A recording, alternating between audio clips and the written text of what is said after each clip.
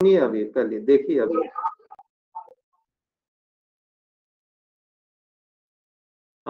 Good evening, ladies and gentlemen. In case you can hear me, please raise your hand first.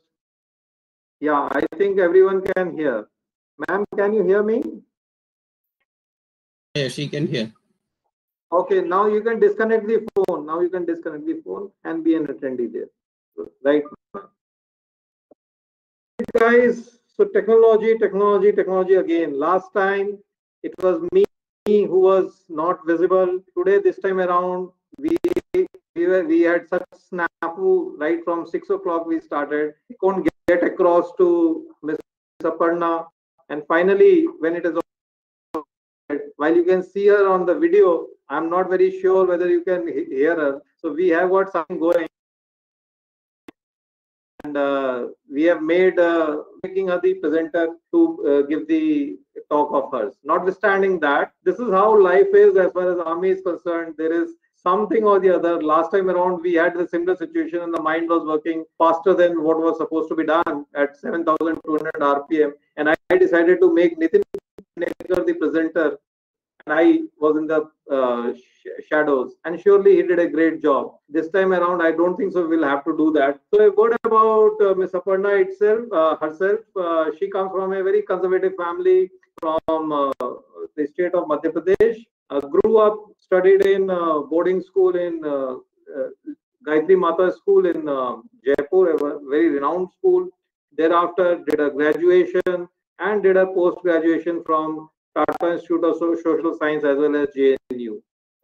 After having done all of it, she joined NOSIL, where she wanted to work from the floor, which was quite a thing to be done, especially in the scheme of things in those times when women were hardly seen in the manufacturing sector as such, and that to a lady requesting to start a career from the floor, to say the least.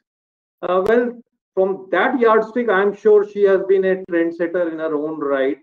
She comes across as a very soft-spoken and a humble woman, but she is a woman of substance to say the least, because she moved on from NOSIL on to a stay in Philippines, uh, set up the systems there, came back, and again started all over again. And while she was doing her part in the HR in the various corporate firms, she also started giving vent to her feelings through her pen, and she has authored 3 books. The first one being Reality Bites. Now that is in almost a treatise on HR, and especially for the startups. So she has done wonderfully well as far as that is concerned. And subsequently, after an active career, she has decided, she has now moved on from active HR to the directional level, wherein she's on the board of directors. She's a speaker on POSH and NEBOSH kind of issues related to women in the workplace. And she is also obviously there all over the social media, giving lectures regarding her books and all. So I think she is one of the best that we could have had after Dr. Muthal last week. By the way, she is also a doctor. I didn't mention that. So it will be worthwhile to listen to her. I am sure you will have a great insight into how veterans can also crack the corporate code as civilians have done, because I think she can give you a woman view, that is whom people don't take very seriously in the corporate world to start with. She has broken the glass ceiling there, so she can tell you a lot as to how you can start in case you are starting as on the back foot, as most veterans start in the corporate world. So all over to you, ma'am, and Binu sir will now enable you, and you should be able to speak. All yours, ma'am. Mic is enabled. She can switch it on and start speaking.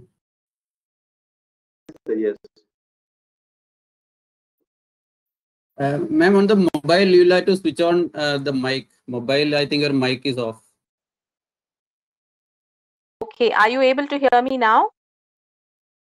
Yeah, very good. We can hear. Yes, we are able to hear you, please tell, ma'am.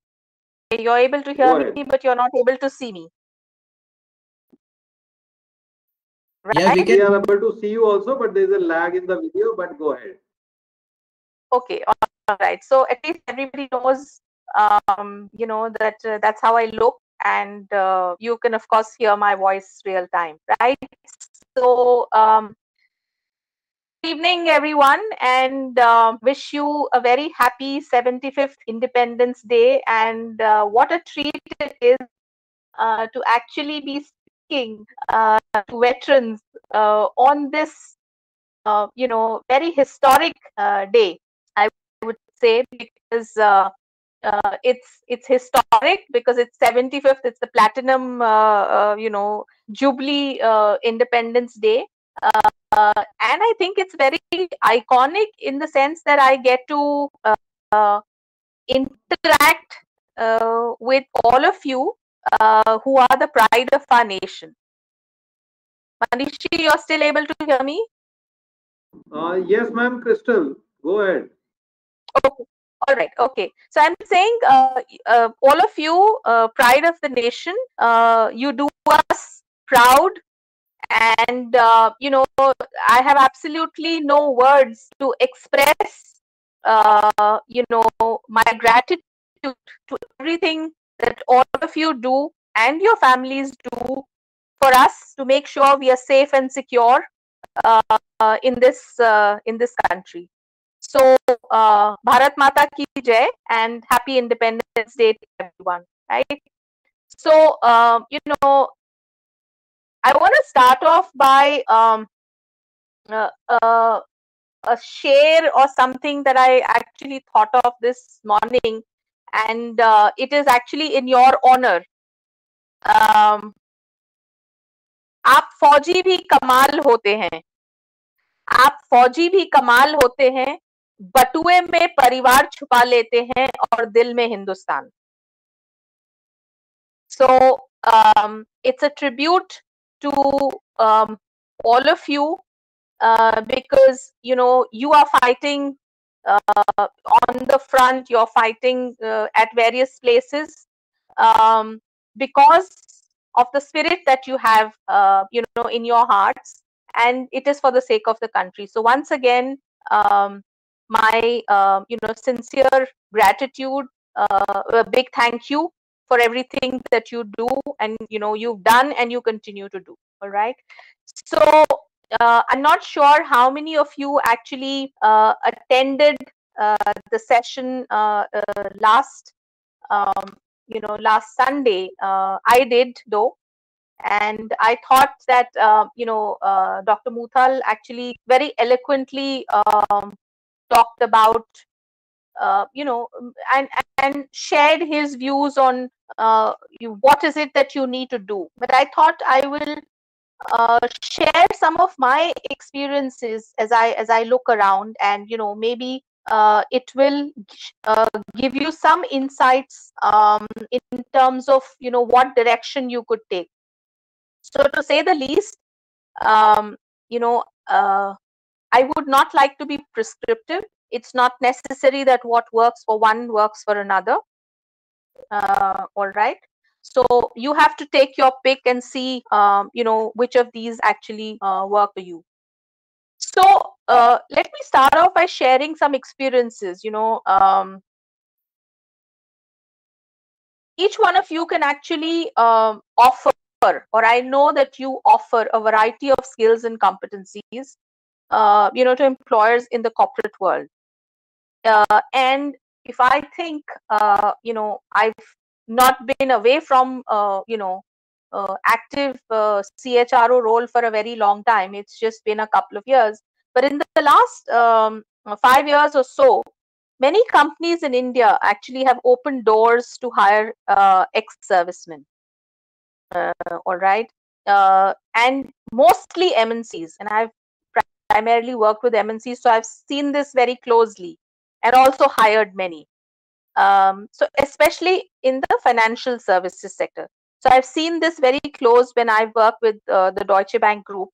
And to name a few companies, Wells Fargo, Religare Health Insurance, Goldman Sachs, UBS, you know, have specific programs for hiring veterans. That's the first thing I thought I'll share. The second is, there is a lot of scope in the technology sector. So Microsoft and Amazon have shown interest in the past 5 years in hiring people from military background. And clearly, Amazon Web Services or Amazon, as a company, does have people in various functions, and I'll come to what functions in just a bit. As far as the defense sector is concerned, and Colonel Manish is a live example of being part of the defense sector, right? So there is in the army military base, there is a variety of talent from the defense sector which fits in very well in the corporate world. So especially engineers who have thorough knowledge of building and creating telecom and communication networks, and also IT skills, for cyber cell departments. So clearly, that is where we see a lot of veterans being taken in by corporates.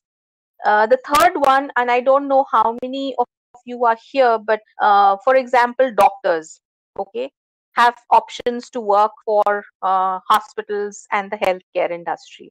I know of quite a few. I have worked in pharma for for a long period of time, so I know that the pharma industry also welcomes you.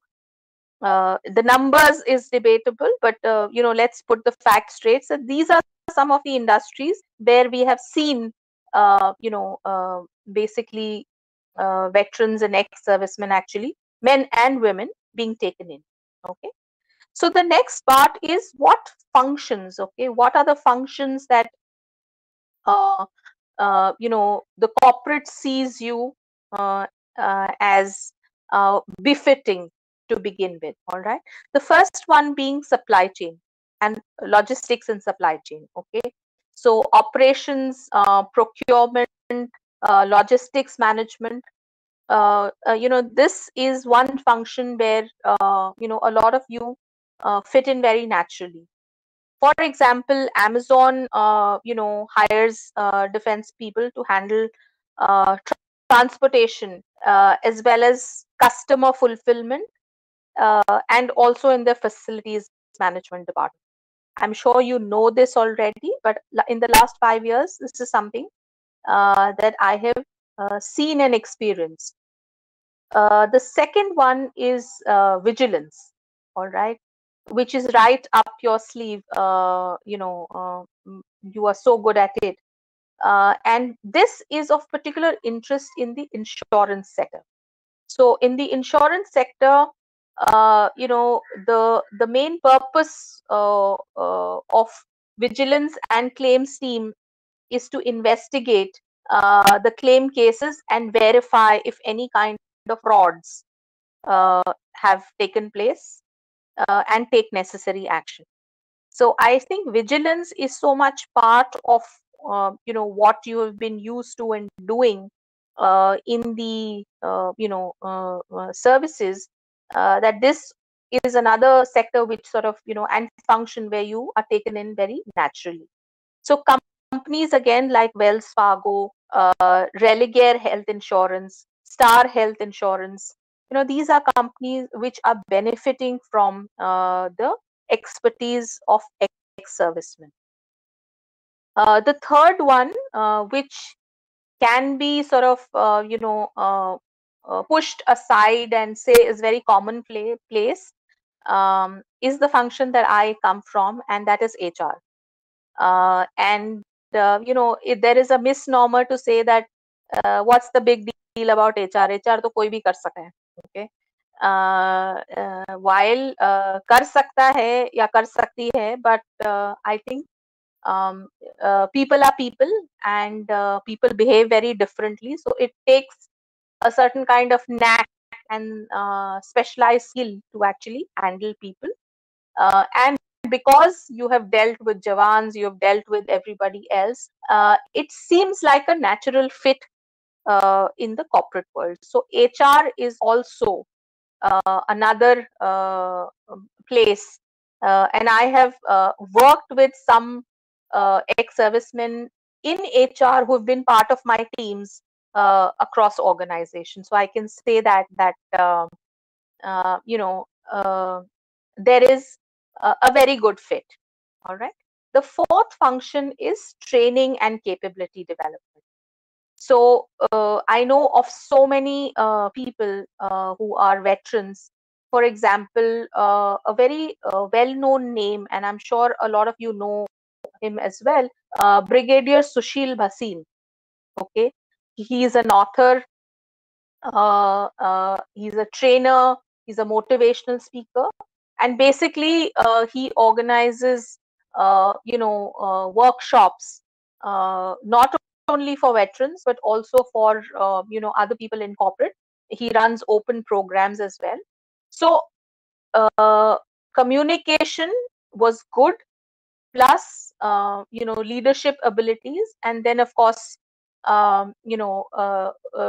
he did some courses wherein he acquired knowledge of HR and training and development, and today he's a very successful trainer.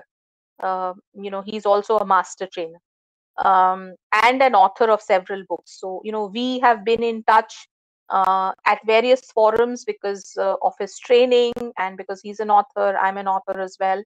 And there's just so much that one can learn from him. The fifth function is sales and client relationship. All right. So sales and client relationship is again a function where I think veterans get taken in very naturally because of effective communication, confidence, and maturity that you display. All right. The sixth function is security. So for example, a lot of you would know Captain Raghuraman, and Captain Raghuraman earlier was part of the Reliance Group, and he was, I think, the chief security head or the lead for the Reliance Group of Industries. Of course, he is an author, a motivational speaker, and he talks about various things. And he's a very sought after trainer, motivational speaker, and all of that. All right. So and he chose to move away. So security, again, no great shakes, it comes to you very naturally, and organizations see a fit there as well. All right. Now I would also like to admit here that many employers harbor a wrong notion that ex-servicemen are only suited to handle security management roles. Okay, this is a notion that people in corporate, have, and I'm admitting that. But like I said, there are other functions, and I just listed 6 other functions that are also, where you fit in very well. All right. Now, as I said, there has been history, but it is changing in the last 5 years or so. All right. So I see that the needle is moving. While employers have that notion, I think it's important that employers need to broaden their horizon and understand how they can actually utilize the wide range of skills that you bring to the table. All right. So, having said that, I'd also like to say and bring to your attention that working in the services, or working, in the forces,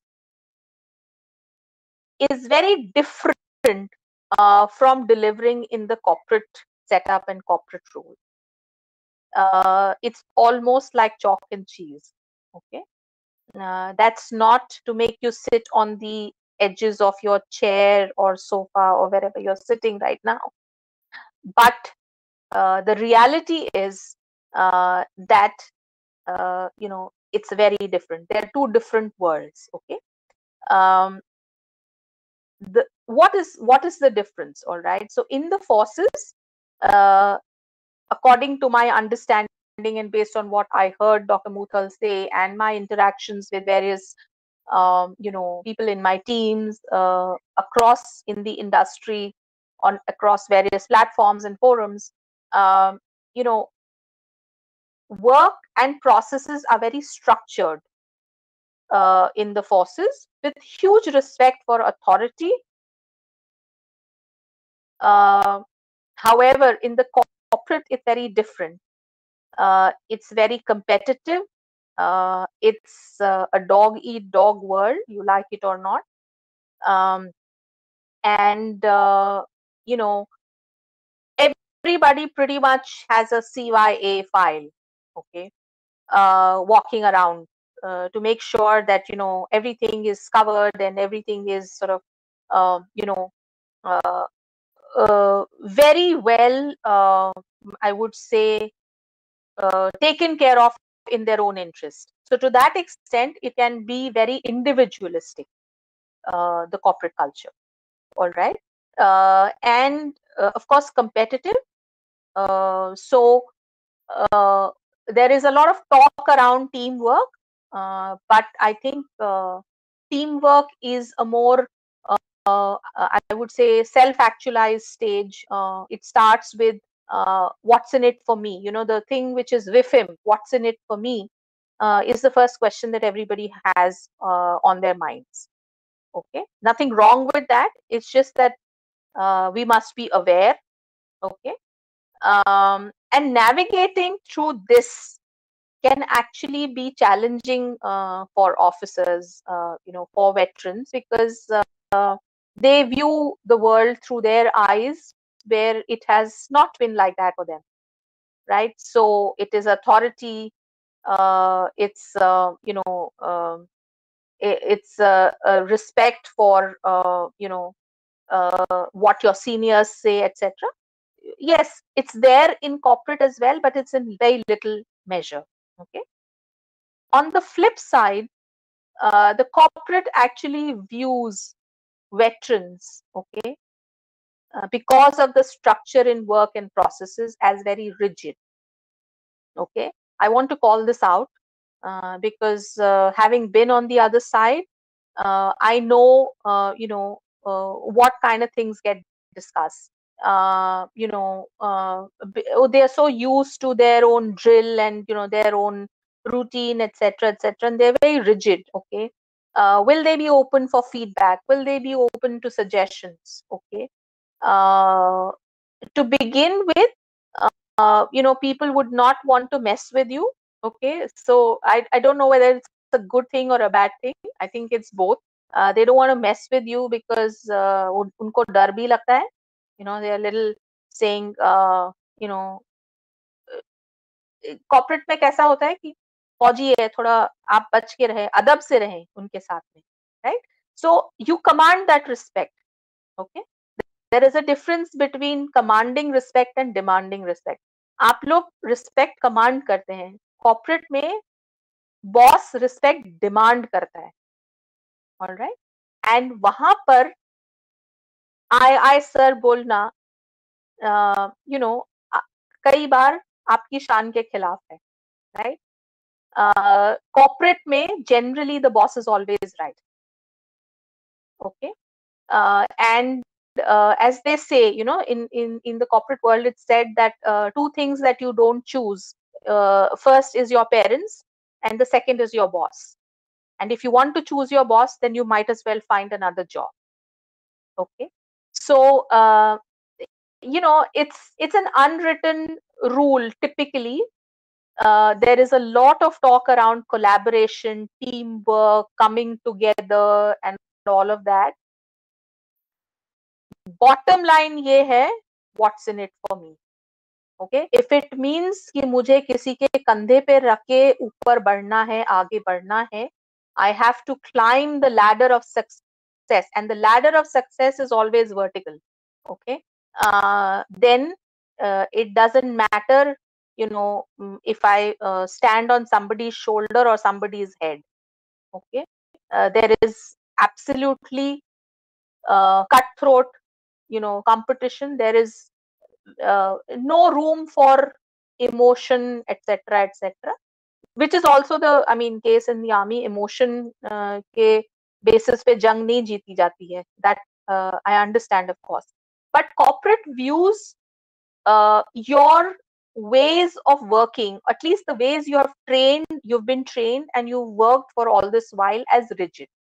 Okay, so it's important, you know, to know how you're viewed. Okay, and that's what I thought, that I will share this point to say that you may think that I'm very flexible, you know, I'm very gullible, I can adapt to whatever. You may think it's adaptability.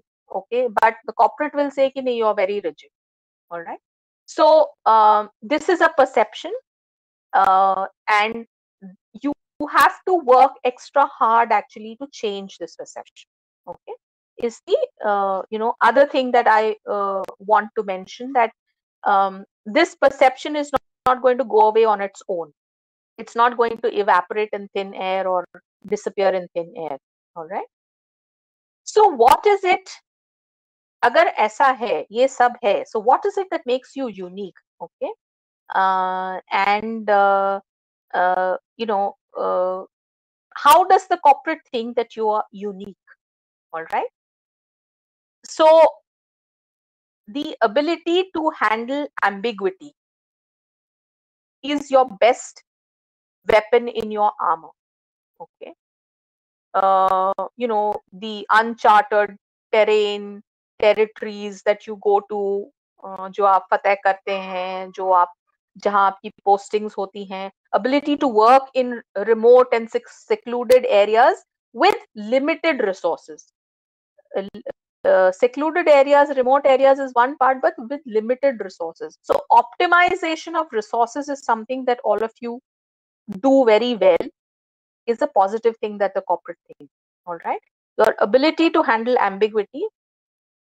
The second thing is aligning yourself with the vision and goals of the organization. To begin with, the vision and goals of the battalion, or you know, wherever you are posted, you know, your commanding officer, whatever you know, the vision for that particular regiment is, or whatever. So similarly, they see you as a good part of the troop. Okay, if I may use the corollary, as a good part of the troop, because you will align yourself to the vision and goals of the organization. तो आप कहना मानेंगे. All right, you will follow the leader. Okay, because आपकी training ऐसी है. Okay, the first point that I mentioned, ability to handle ambiguity. Okay, I think you ace this. Okay, and corporate may, one of the things which sets you apart, okay, and the corporate struggles with it, is it is a competency. Ability to handle ambiguity is a competency in leadership roles. Okay, managers and leaders are so used to black and white, or somebody else telling them कि क्या करना है, that they don't exercise their own you know, thought process or their own brains. But ability to deal with gray is very limited. Okay, so I think that is a USP, and that is what sets you apart from you know, the civilians or people in the corporate world, because I think you are just so good at it, given everything that you've gone through during your service period and just the way you're trained. All right, so I think it's important to pat your back, and also to remember this. What is important is your strengths need to remain your strengths. All right, and this is a strength. your areas of development need to be converted to strengths. Okay, only then do you continue to be successful. All right. So very often what happens is we take strengths for granted. कि strength है तो ठीक है, है ही मुझ में, what is the big deal? नहीं, I think strength has to be further reinforced. Firstly, you need to remember it, you need to appreciate yourself for it, and then you've got to reinforce it. The other things which are lacking or where you need to prove yourself become areas of development where actually you have to move the needle so that they convert themselves into strength, and on a continuum you keep moving forward. All right, so very important not to lose sight of your strengths, right? And I say this because my understanding of your life and how you're trained and what you go through is you are very hard on yourself. All of you, men and women, are very hard on yourself because that is what is expected of you. You are not expected to emote, you are not expected to soft pedal or mollycoddle, etc. You're not expected to. So given that, you tend to become very, very self-critical. You become very hard on yourself, and that is the reason I'm saying I appreciate as an individual and as a professional, I appreciate that about you. But what is important is that you need to appreciate that about yourself. Only when you're proud of it will you be able to convey to the others that I need to be acknowledged and appreciated for what I bring to the table. That is how strengths actually contribute. All right. So I said ability to handle ambiguity, align yourself to vision and goals of the organization. I also talked about ability to work in remote and secluded areas with limited resources. So optimization of resources. Number 3, and a very deep sense of integrity and loyalty. Okay, integrity also is very important, just like it is in the armed forces. It's very important in the corporate world. Yes, we do hear of people flaunting ethics and doing all kinds of basically harakari and different kinds of things. Exceptions are everywhere. All right, so but I think what you bring and what is unquestionable is your sense of integrity and loyalty. Okay? More and more organizations would like people to be loyal to them, especially in the corporate, because if you're loyal, if you're engaged, in some sense, loyalty is seen as a virtue which keeps you engaged, and hence the sticky factor. You will stick to the organization long. Okay, just like you continue with the armed forces because of loyalty and because of your jazba towards the country and the spirit and all of that. Similarly, it is expected that you will be loyal to the organization because the organization will keep you engaged. All right. Now, loyalty is a double-edged sword because you could be loyal to an organization in the corporate world, but the organization will not bat an eyelid before giving anybody a pink slip. Okay, when it is question of costs, it's restructuring, external environment forces, whatever it is. So loyalty is a bit iffy, I would say, in today's time. There is nothing like lifetime employment. Japan में होता था पहले, अब वहां भी नहीं होता है. And when you say lifetime employment, basically someone who joins a company actually, ends up working for that company till superannuation. All right. So Japan में भी नहीं होता है. Corporate में तो पहले होता था. My father's time, he started with one company. and superannuated from that company. And by the way, I would have been a daughter of basically armed forces person, but I think the family did not allow my father to go and join. So वो regret उनको अभी भी है. So I was telling him that I have an opportunity to have an audience with you today on such a historic day. He was very excited. So आपके तरफ से, or employees will be expected to be loyal and engaged with the organization, but it's not a quid pro quo. ऐसा नहीं होता है. And increasingly in recent times we are seeing that organizations are laying off people. The unemployment rate has gone up and so on and so forth. So while we talk about good corporate citizenship, we talk about organizations having a soul, empathy, and all of that, it all looks very good when we talk about it. How much of it is actually followed in letter and spirit, you and I know. And if I cross my heart, I would say we fall really short on in this aspect. All right. So coming to a few other things which makes you unique.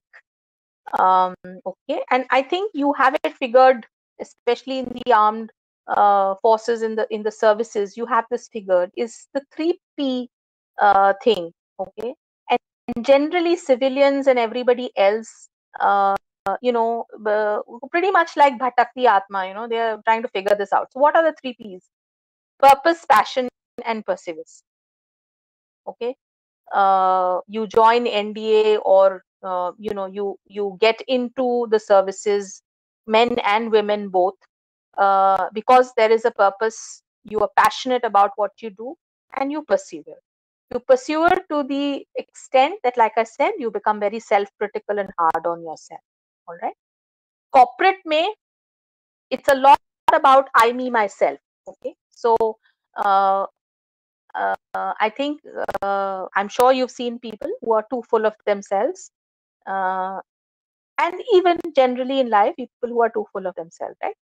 So you'll find a lot of people like that in corporate. Okay. But one thing that is common for everyone who aspires to join the corporate, and everyone, veterans like yourself, is your attitude determines your altitude. I don't know फौज में ऐसा बोलते हैं कि नहीं, but corporate में ऐसा कहा जाता है that your attitude determines your altitude. So, do you have a learning attitude? Are you willing to learn? Are you coachable? Okay. Are you flexible? मैंने rigidity की बात कही थी, तो are you flexible? Okay. But you also have to make sure that you don't make yourself too vulnerable. So there is a very thin line. You have to walk a very tight rope where you're seen as basically someone who's flexible, because flexible का ये मतलब नहीं होता that you bend over backwards, right? You have to keep your spine erect, which means that you have to take a stand. When you need to take a stand, you got to take a stand. All right. So are you a man or woman who sticks to your commitment? All right. And that, I think, is unquestionably goes without saying, so true for all of you. Okay. So attitude का क्या मतलब है? It's a very wishy-washy thing. Generally people say, अरे HR वाले attitude देखते हैं. Attitude में क्या देखते हैं? Once you enter the room, okay, in terms of whether virtually or even otherwise, it doesn't even take a minute for the person to actually assess, okay, how the next 30 minutes is going to go. Okay, first impression. Okay, and that's why they say that your body language and how you carry yourself, all of that is so important, when you go in for an interview, even before you open your mouth. Okay, your persona actually says a lot about you even before you open your mouth. Okay, so attitude is a lot of soft stuff. Okay, you will be asked what if kind of questions. Okay, uh, even once you're in the organization, this is actually constantly a test. Okay, in terms of what is your attitude, are you arrogant because you come from the services, are you gullible, do you have a point of view? Yeah, you say yes sir to everything that the boss says. Okay, so everybody is making assessments and everybody is judging. All right, now, right or wrong, I think, is not to be debated. What is to be understood is that's the way it is. All right, unless you and I, who are in influential positions, decide to change it, people who will interview you and people who will open the door for you, आजकल ऐसे ही लोग हैं who are assessing you, who are judging. So there is no point in fighting with reality. Important thing is to accept the reality until you can change it, until you are in a position of influence to change reality. All right. Uh, Last week, Sanjay ji, some of you who attended, spoke about, the need to network. I mean, all of you need to learn and get better at networking. He talked about personal branding. Okay. He talked about, understanding the business. So, I mean, I think all of these are very common things, understanding how the balance sheet works. Understanding business ka matlab hai, what are the nuts and bolts of the business? Just like in the armed forces, you understand everything about, your division, and, it's very important that what is the product, who is the customer, what's the market, what's external, who are the stakeholders. All these things are very, very important. But what is most important, and he didn't talk about it, but I thought I must bring it on, is there is a need to be very, very politically savvy. Okay, in the corporate world, I talked about competition, I talked about dog eat dog, all of that. All right, you've got to be politically savvy. All right, now, generally politics is not considered a good word.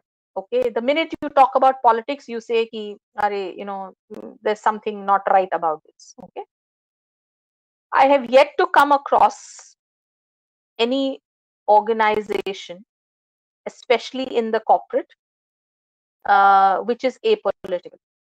Okay, I don't want to comment on anything else with respect to our country and, the forces, etc.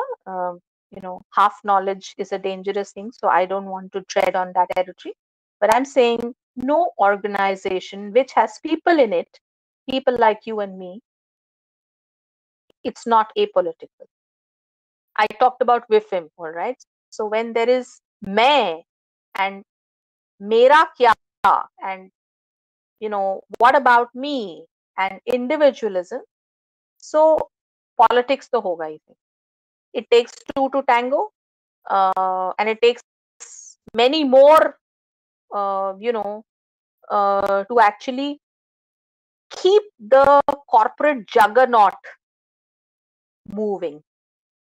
All right, so काम होता है, there is a lot of work that gets done, but there are biases, there are preferences, there are all kinds of things.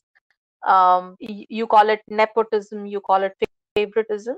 We all understand that it happens, and it happens because we are human beings.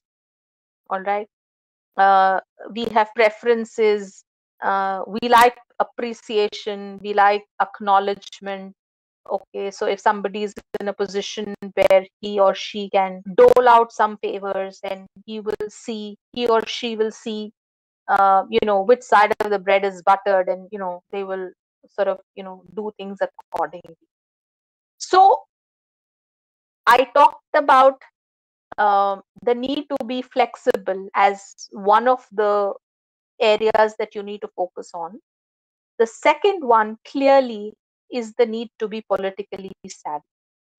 The need to be politically savvy. What is politically savvy? Politically savvy does not mean कि आपको politics करना है. Okay, it's often mistaken to say politics. नहीं. It basically means that you have to understand the landscape and आपको बचे रहना है. All right. नहीं तो आपका टिकट कभी भी कट सकता है. All right. So you don't partake in it, but at least you make sure that you're not harmed. To begin with, this is the first step. All right. Your hands are not burned and you are not harmed in any way. All right. So being able to maneuver the corporate landscape is something I think which is very, very critical as a skill and a competency that you need to be mindful of. Okay. Fortunately, unfortunately, ऐसी कोई किताब नहीं होती, ऐसी कोई class नहीं होती जहाँ पे आप जाके ये सीख लें and 2 days में you become politically savvy. It comes with experience. It comes with listening and observing more than having basically the urge to actually talk and tell people कि मुझे कितना आता है. तो कई बार मूर्ख बने रहने में ही आपकी भलाई होती है. ऐसा कॉर्पोरेट पर्सपेक्टिव से मैं बता रही हूँ. राइट. ये मेरा एक्सपीरियंस है. What I am sharing with you is my own personal experience. As I said that I worked with people in my team and around as well, and I continue to work, and I'll bring in one more element. Okay, so I talked about six functions, and security was the last function, so that was the 7th function. There is another one I think where you can contribute, and I see people now increasingly in the last 2-3 years, which is getting on the boards of companies. Okay. Now you can, ऐसा नहीं है कि services में निकलते से ही आप board पे चले जाएं. I think you have to go through the path. All right. So when I say you have to go through the path, you of course have to gain experience and understand the corporate world before you can actually sit and look at a strategic direction to the organization. So you'd have to move through a few functions to be able to do that. But clearly, going forward progressively, I see all of you being able to make a dent there as well. I know of quite a few people. So far, there are only bureaucrats who sit there.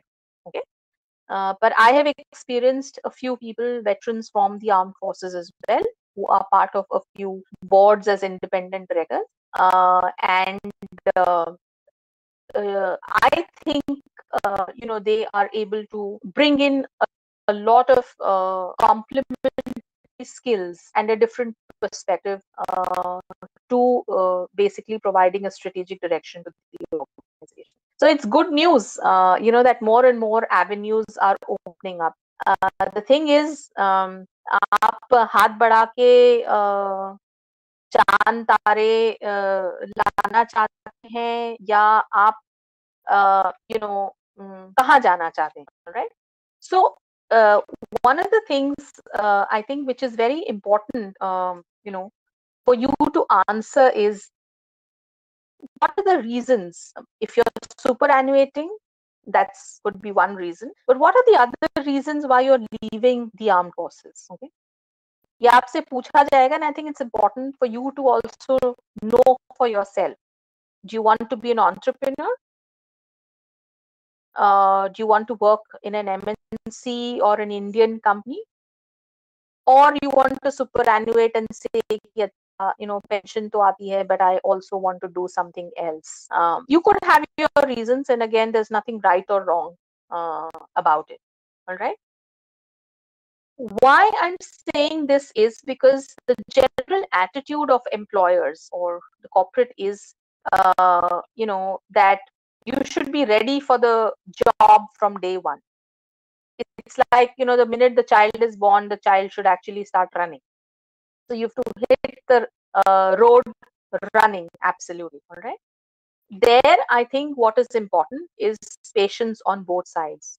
Patience on your side as well, and patience on the side of the employers as well. You have to start thinking about what you can offer to the business or the organization, and what skills do you bring to the table. Very important. So a skills inventory that you have of various things, including leadership ability. All right. So it's accepted that you have several traits and skills, but it's also important for you to have an inventory, that you can rattle off when needed, which you can surely complement, the corporate world with. However, you have to accept that there is specialized domain knowledge that is also required, which means that there is some amount of reskilling and upskilling that will be required, whichever domain that you choose. But no problem. I think it can be done very, very easily. And I'm part of one of the chat groups where I saw, somebody's gone to ISB and is studying and is now in the dean's list, etc. So I understand that you're making efforts to actually get general management, inputs by joining various, courses like that. So especially in corporates, there is a distinction between being a specialist and being a generalist. Okay. In your case, you cannot be a generalist unless you start off as a specialist. Okay. Because anybody, again, who joins corporate as a management trainee, okay, starts with various sub functions of whichever function he or she is part of. Okay. For example, when I joined HR as a management trainee, I went through various sub functions. There is the recruitment, it's training, it's compensation and benefits, it's organization development, employee relations. I went through various functions, and I had stints in each of those before I could become the CHRO. Okay, and when you are the CHRO, then you're actually supposed to manage the team, which actually looks at various sub functions to cater to internal customers in the organization. Okay, and eventually from there, from being a CHRO, I have moved on the other side, where I now don't sit as a domain expert. I don't sit as an HR expert on the board. Okay.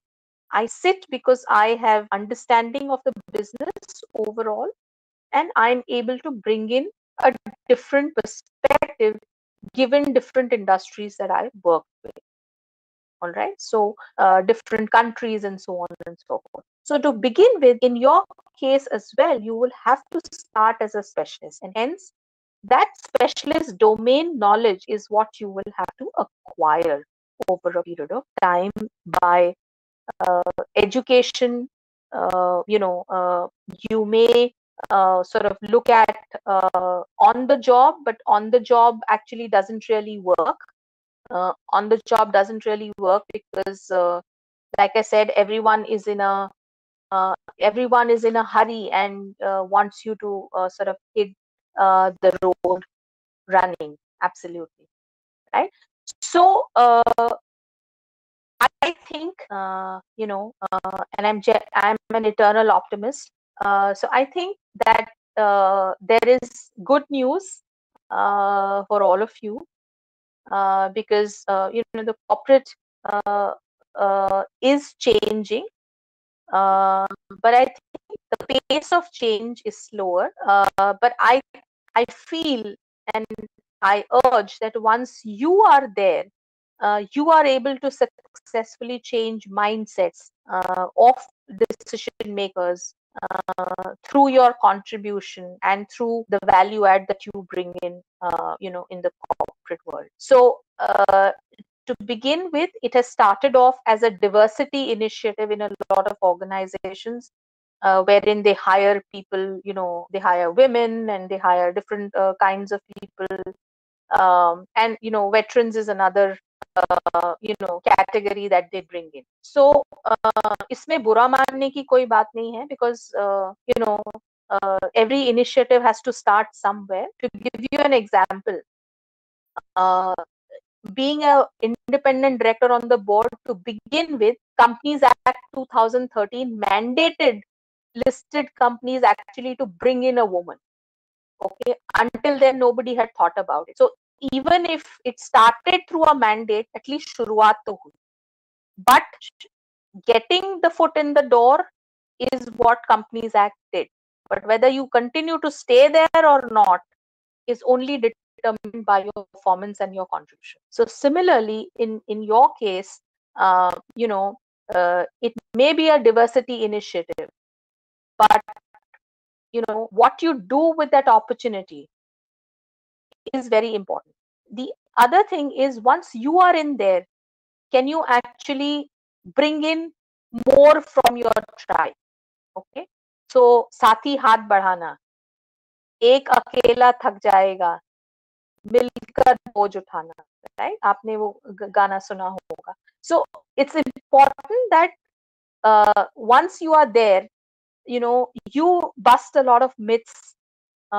You also try to educate corporate leaders, and you try to bring in more, even if it is from a diversity perspective. There's nothing wrong with it, I think. Like I said, कहीं से शुरुआत होनी है, तो अगर इसी तरह से है, and धीरे धीरे बूंद बूंद करके ही सागर बनता है. So I see that there is tremendous, and I can see it. I can see the writing on the wall कि आगे जाके you will be very successful directors on boards as well, because of various qualities that I talked about that you bring in as well. But we have to start somewhere, and to get your foot in the door, I talked about functions as well. The other important thing is you have to fight for your rights. So just like you fight for the country, I can say it because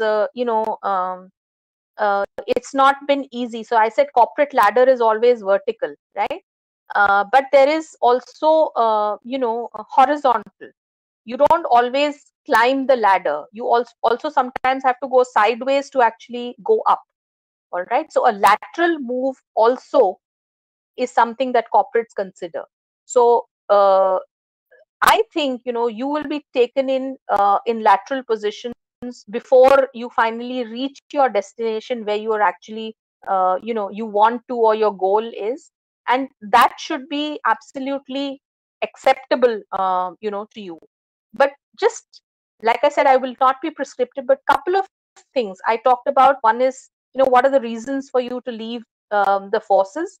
The second is, please don't be desperate to get a job and settle for any compensation.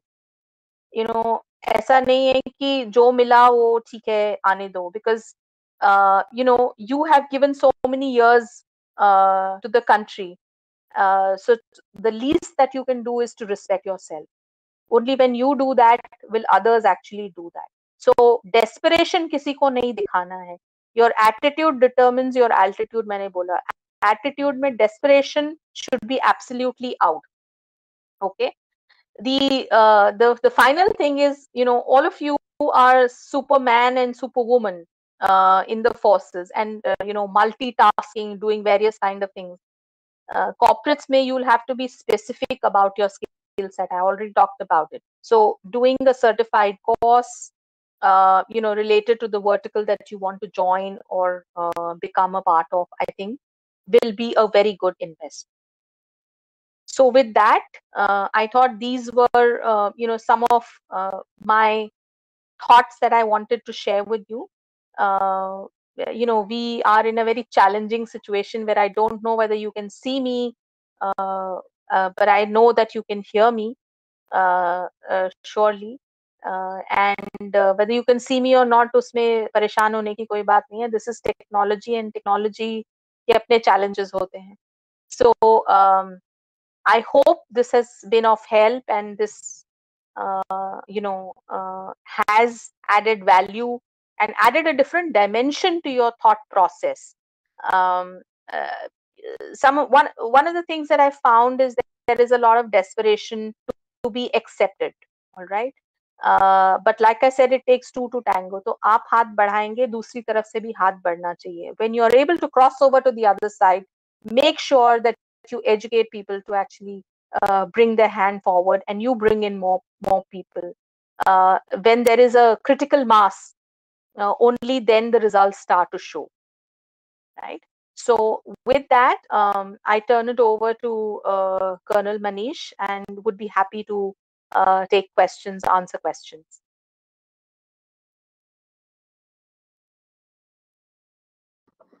Ma'am, thank you so much for your wonderful webinar. And some snafu, my video is not going through, and that's why again I also requested Gokul to do the needful. So Gokul, all yours. Start. So no worries, but like I said, if we can have questions or any comments from anybody, and I'm not able to see anything, so if I can request Gokul to share any questions that have been raised or any comments, you can unmute people and people can actually talk. In the meantime,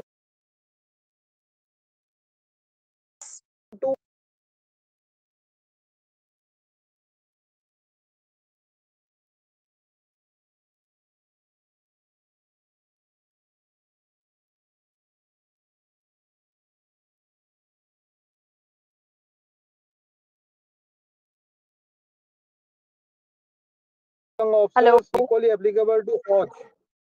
Hello. It says this talk must be shown to all young officers. Hello. Hello. Gokul, go ahead. Gokul, please go ahead. Yeah. Good evening, Dr. Aparna. I think firstly compliments for a wonderful talk. It was a perfect sequel to Dr. Sanjay's talk. He just reinforced a lot of things, and most importantly, the difference he told and the important point of being politically savvy and the attitude determines the attitude is very, very important. You being influencer like Dr. Sanjay, I'm sure you आपकी हाथ बढ़ाएंगे, and from our side we will upskill and adapt and extend our hand. I don't see any questions now. You may ask people if they have any questions, or even comments are okay. I mean, they agree, they don't agree, they want any clarification on anything. There's Yes. one question. There's one question that is coming up. It says, as you mentioned, one needs to be running from day one. Yes. Yes. So I suppose you can read the question, Gokul. It says, as you mentioned, one needs to be running from day one. Still, I am interested to know how much is the period allowed to settle in a particular role. Okay. So, I think the period allowed to settle in is varies from organization to organization and role to role typically. But I would say organizations typically have a 6-month probation, generally. So I would say that is the amount of time that you would have, for the organization to understand whether you're fitting in or not. But the assessment continues on a regular basis. So there will be reviews, etc., either on a fortnightly basis or a monthly basis, etc. But I think definitely there will be a review at the end of probation. So typically, and we are in a fast forward age, modern age. Typically, they say 90 days. Okay, you would have heard a CEO has 90 days. So what is your 90-day plan, etc. So typically, when you're taken in if you're taken in for a senior role, I would say 90 to 120 days is what you have, to start showing some signs of, what you want to drive, what is it that you want to sort of, be known for, and are you someone who is dependable? Are you someone who's able to take a stand? Are you someone, who delivers when he or she is given a task? These are some things that the managers and the organization actually likes to, consider. So I would say 90 days to 120 days, but typically organizations have a 6 month. Some organizations are doing away with probation periods. Again, it depends on the level in which you are hired. Ma'am, the other question is, what according to you is the age barrier for veterans in the current corporate environment? Okay. So, generally, a corporate would have 60 years as superannuation. Okay. Typically, most companies, these days have 60 years. There are organizations like Citibank, etc., which does not have a retirement age. Okay, so there are organizations like that as well. But typically, it's 60. Okay, so depending on when you come out of the forces, whether it's short service commission or after you complete your entire lifetime there, and then you're superannuating and you want to start a second innings, organizations have a program called second innings for veterans, for women, and for, like I said, diverse group of people as well. It's called second inning. Or if you're someone who's leaving in between. Okay, so like I said, the reason has to be very clear. Do you want to step out and become an entrepreneur? If you want to join the corporate, they will ask you, why is it that you've left, and what was the intention?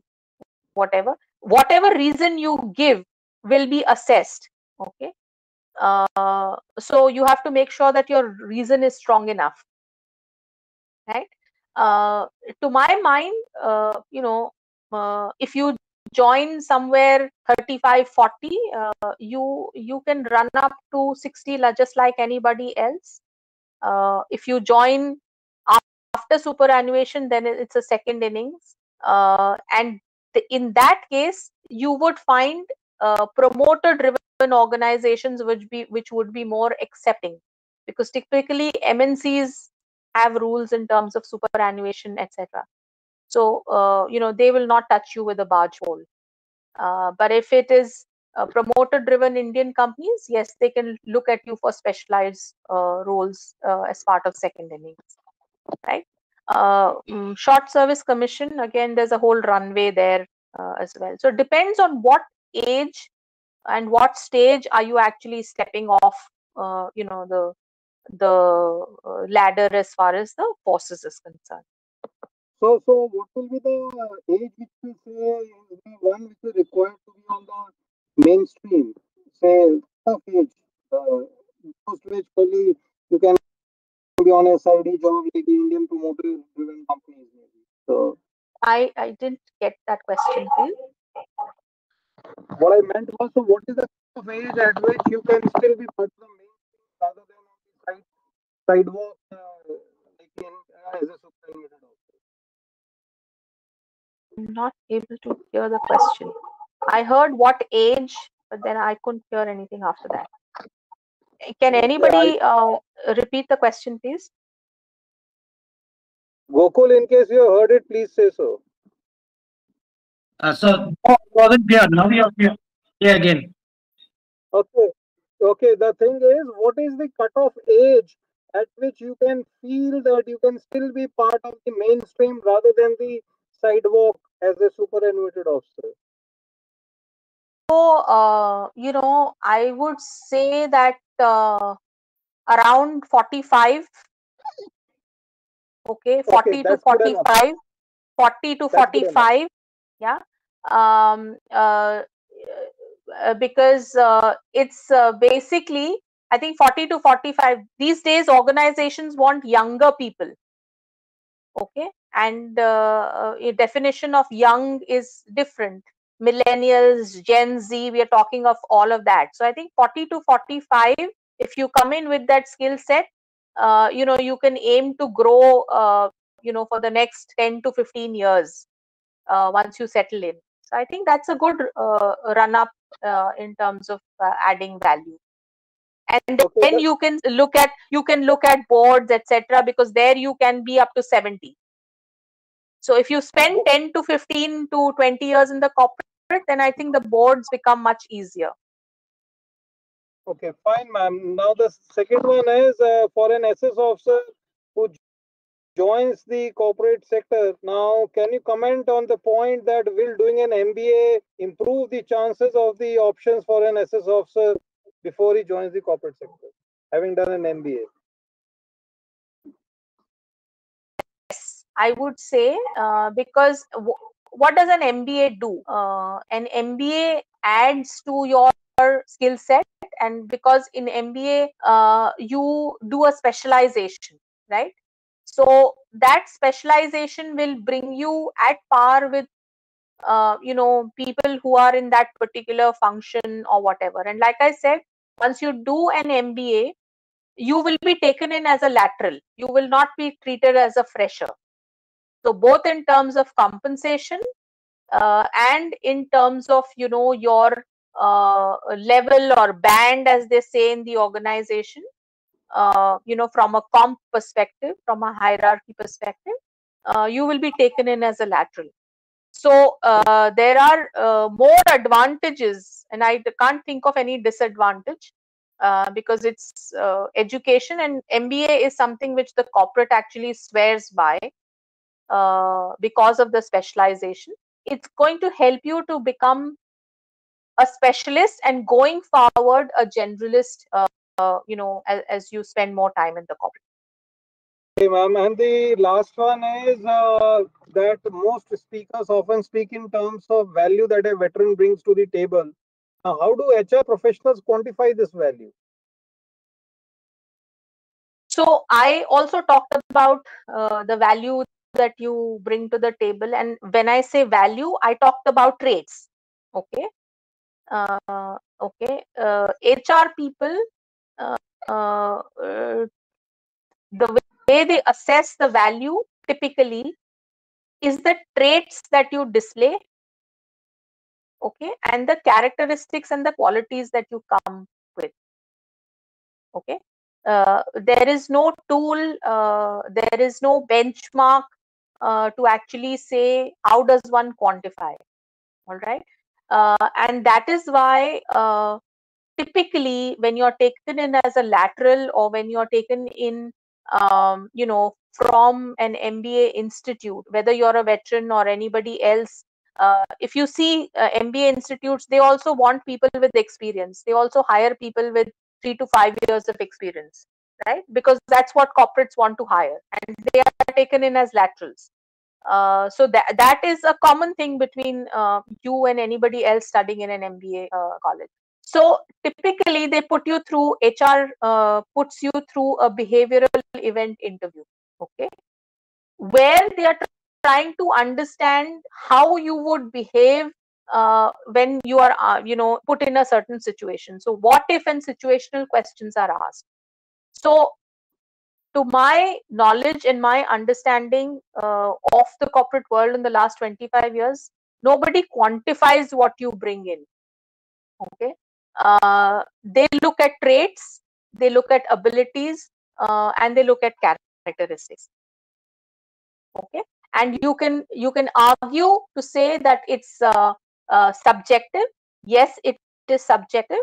Okay. And that is why any selection process, like you have the SSB, here it is a battery of tests. These days, assessment centers are what are more common. So assessment centers where there are a battery of tests, actually to reinforce whatever the thought process of the interviewers are. So there's a panel of interview and there are a battery of tests that you go through, including psychometric, behavioral event interviews, etc., which actually help people come to a certain conclusion about your candidature. Okay, ma'am. Now, last question is this is basically similar to the other one. That does an age bias exist in the corporate? That is, whether they're going to take younger people or not, and more specifically, where do people with 54 years of age and beyond stand a chance or not? I didn't hear that. You said age bias, and then I didn't hear what you said. And where do people with 54 years and above what kind of age stand? Do they have a chance or not? 54 People and with above. what age? 54 and above. So, I'm not God, and frankly, I don't want to give you a politically correct answer, okay? But I can say that it is a question of demand and supply, okay? In today's time, in the current perspective, there is more supply than demand, okay? And ye time ki baat hai. Earlier it was not like that, but today there is a basically a supply which is in plenty and demand is less. All right, because organizations have become more cost conscious, etc. So forget a veteran, even for someone who a civilian, a qualified person who has worked in the corporate and has taken a break, there are chances are very slim for someone at that age.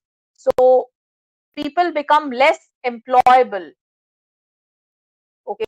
54, 55, less employable. I will not rule it out completely, but I will say less employable. It's not static. It's not static. Like I said, depends on the demand and supply.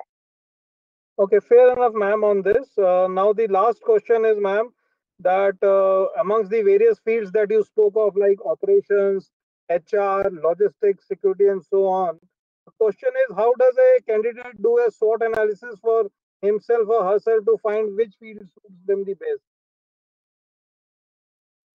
So, I think each of the fields you would have to do a SWOT, okay?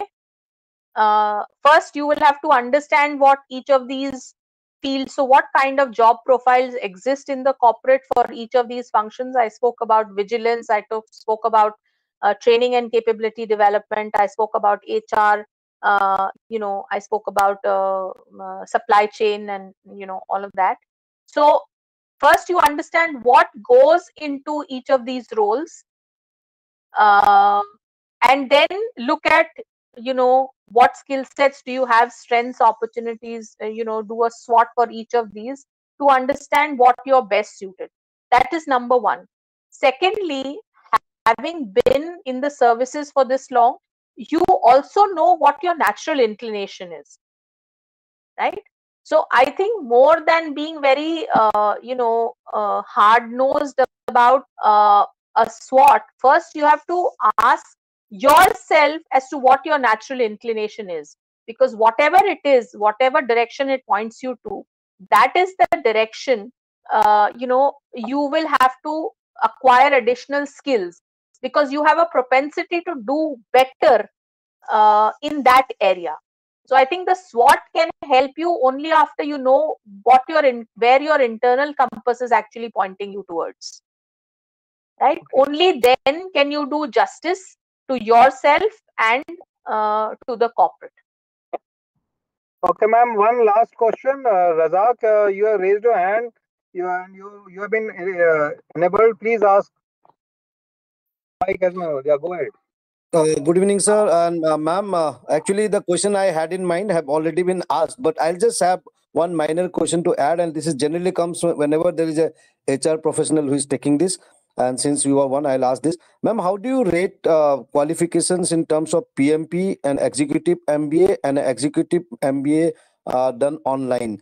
And like you can be blunt, like if there are three people who are applying for a post, how would you rate these three? So online MBA is the most recent one. Okay.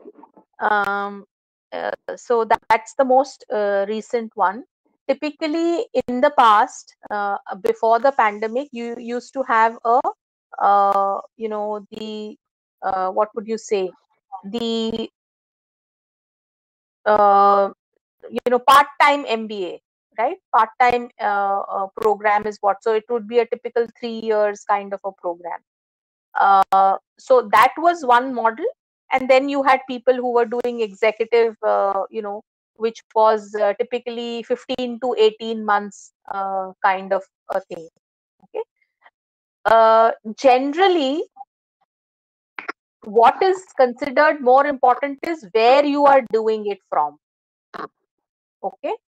So I hope you are getting what I'm saying.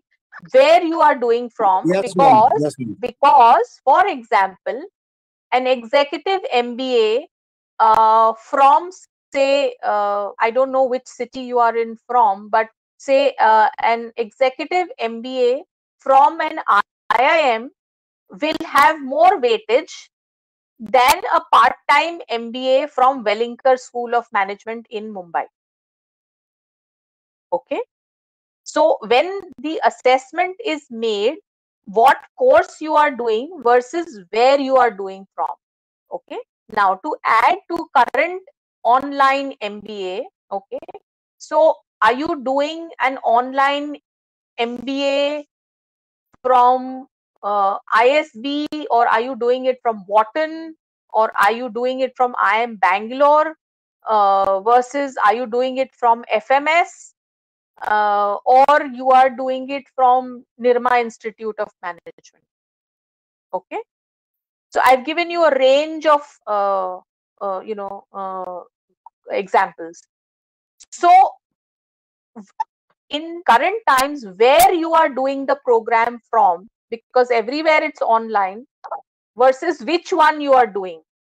Typically, the ones which are rated higher, whether it's the ISB or IIMs or wherever,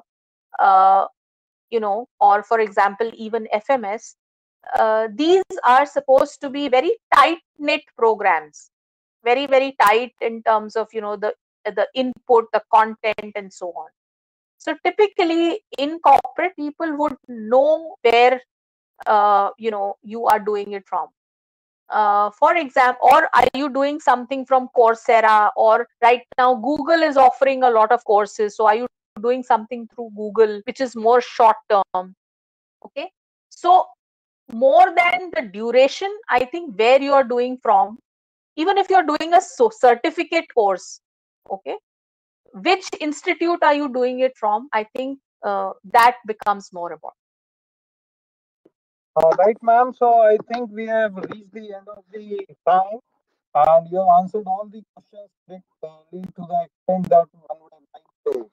So since it's a technology, hello, can you hear me? Yes. Any comments from anybody? No, I think all are pleased with the answers that they've got, and so on and so forth. Thank you, ma'am, and all kinds. So I suppose we are done to that extent, ma'am. And so, ma'am, my sincere thanks to you. As they say, between where you stand and where you want to reach, the difference is only a man's determination. So today, I think we are more determined than the technology to make sure that we go through this webinar. And you on your side and me on my side have managed to pull it off despite all the problems that the technology had to offer, whether it was platform issue or the mobile issue or the connection issues. Nonetheless, so it's only left for me to thank you heartily on behalf of everyone present here. And as is the custom, this is the last note that I give to you again to just speak to anything, the last thoughts before you leave.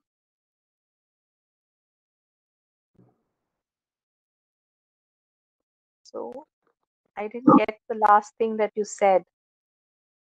So Yeah, I just want to. Yeah. Go ahead. Your word, No, ma'am. Last word. no. I'm just saying that I want to thank all of you, for sort of coping with the technological challenge uh, that we encountered. But in your true spirit, I think you were there, very attentive, and many thanks for that. And once again, wish you and your families a very happy Independence Day. I wish you all the best, and I hope may your tribe grow and move to the other side where you are able to change and influence the mindsets of people in the corporate, so that you can be integrated very smoothly in your transition from the forces to the corporate world. Thank you, ma'am. Thank you And very I'm much. sure. Thank you so much, ma'am. And we look forward to influencers like you to carry on the fight of ours, the struggle of ours. And what better way to come to an end to the 15th of August today with such hopeful and optimistic words. Thank you so much. Good night. Shabba khair. Sayonara. Good night. Thank you, everyone. Bye bye.